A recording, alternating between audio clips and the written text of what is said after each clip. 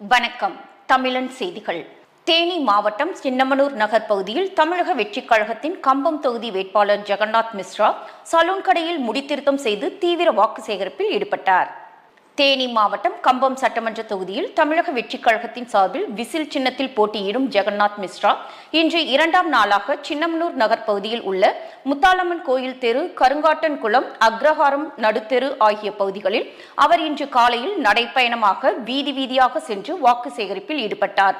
மேலும் முத்தாலம்மன் கோயில் அருகே உள்ள வஉசி சிலைக்கு மாலை அணிவித்து மரியாதை செலுத்தினார்.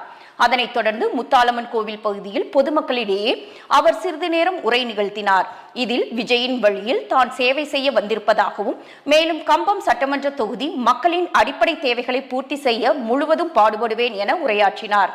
இதைத் தொடர்ந்து கண்ணாடி கடை முக்கு பகுதியில் அவர் வாக்கு சேகரிப்பில் ஈடுபட்டிருந்த போது அங்குள்ள முடித்திருத்தும் நிலையம் ஒன்றுக்கு சென்று ஆடவருக்கு முடித்திருத்தி வாக்கு சேகரித்தார்.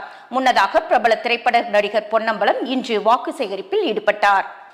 இதை தடுக்க விஜய் அவர்கள் பாடுபட போகிறார்கள். இந்த நம்ம இடத்திலும் சரி, குழந்தைகள் பள்ளிகளில் சென்று படிக்க சென்று அவர்கள் பெரியவர்களாகி அவர்கள் நல்லா சம்பாதிச்சு பிள்ளைகளை தாய் தகவலை காப்பாற்றணுன்றதுக்காக பாடுபட வந்திருக்காங்க. ஆனா இந்த கஞ்சா போதைப் பொருளை கொடுத்து திமுக காரர்கள் ஃபுல்லா வந்து அழிக்க பாக்குறாங்க. இதுக்காக உறுதுணையா விஜய்க்கு உறுதுணையா இருந்து அண்ணன் மிஸ்ரா அவர்களும் இந்த போதைப் பொருள் ஒழிப்பார் என்று இந்த இடத்தில் உறுதி கூறுகிறோம்.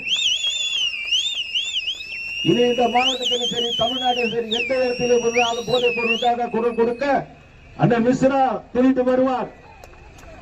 அவர் இன்னைக்கு செய்த ஏகப்பட்ட செலவு நீங்க பார்க்க மாட்டீங்க. பிள்ளைங்களுக்கோசரம் அதெல்லாம் சொல்லி காட்ட முடியாது. சினிமாக்காரனும் சரி, ஏழை மக்களுக்கும் சரி, என்னென்ன பிரச்சனை இருந்தாலும் கிட்ட இருந்து பாக்குறாரு.